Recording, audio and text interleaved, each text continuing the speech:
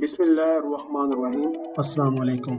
1961 में MIT university के computer science के प्रोफेसर फर्नांडो कार्बोटो ने फर्स्ट टाइम डिजिटल पासवर्ड को मुतारफ करवाया। पासवर्ड है क्या चीज़? पासवर्ड जो है वो कैरेक्टर ऑफ स्ट्रिंग्स है जो ऑथेंटिकेट करता है किसी कंप्यूटर या किसी एप्लीकेशन या सॉफ्टवेयर या फाइल्स को या नेटवर्क को, मोबाइल फ़ोन को या कुछ भी चीज़ को लॉगिन करने के लिए। अब ये जो सारे पासवर्ड्स होते हैं ये हमारे कंप्यूटर के अंदर ही किसी फाइल में मौजूद होते हैं। अगर आप लिनक्स या यूनिक्स इस्तेमाल करते हैं तो लिनक्स में ये पासवर्ड /etc/passwd में रखे जाते हैं और इनकी हैशेस /etc/shadow में रखी जाती हैं। विंडोज़ के यूज़र हैं तो आप इसका पासवर्ड की एक फ़ाइल जो विंडोज़ सिस्टम 32 के अंदर कॉन्फ़िग और कॉन्फ़िग के अंदर सिक्योरिटी मैनेजर के नाम से एक फ़ाइल होती है जिसे सिक्योरिटी अकाउंट्स मैनेजर कहते हैं, उसमें सारे पासवर्ड रखे गए होते हैं। फर्नांडो कार्बोटो उस वक्त नहीं जानता था कि उसका इजाद किया गया ये डिजिटल पासवर्ड या डिजिटल लॉक सिस्टम ये क्रैक भी हो जाएगा। आज के इस सिक्योरिटी के दौर में पासवर्ड क्रैक करना कोई ज़्यादा मुश्किल नहीं रहा।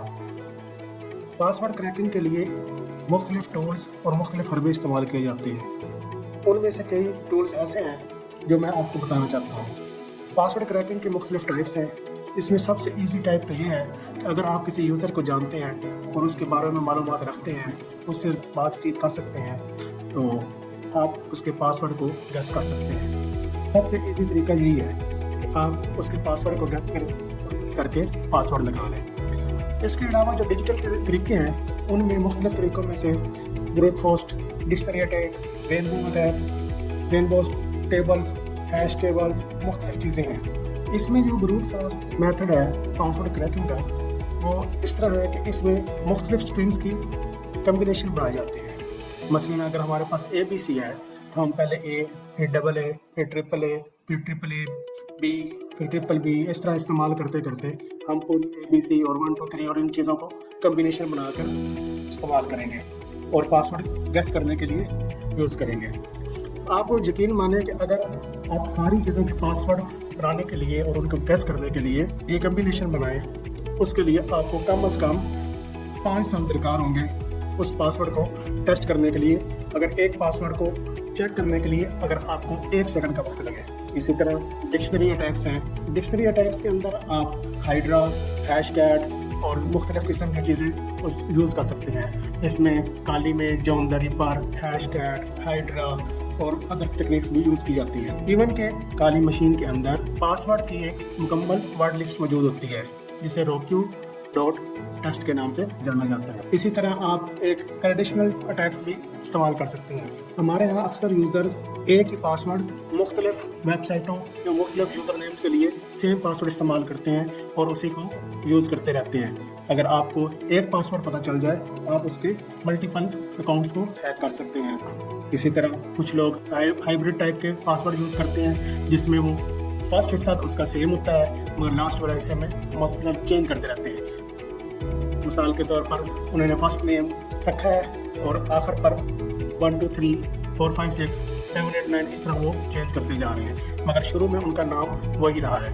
इसी तरह एक तकनीक है जिसे रेनबो टेबल्स कहते हैं। रेनबो टेबल के अंदर मुख्तलिफ किस्म के पासवर्ड्स होते हैं और उनकी हैशेस वगैरह और इस तरह की चीज़ें भी मौजूद होती हैं। उन पासवर्ड्स को यूज़ करके हैशेस निकाली जाती हैं और हैशेस से दोबारा पासवर्ड रिकवर किए जाते हैं। तो डिक्शनरी अटैक क्या होता है?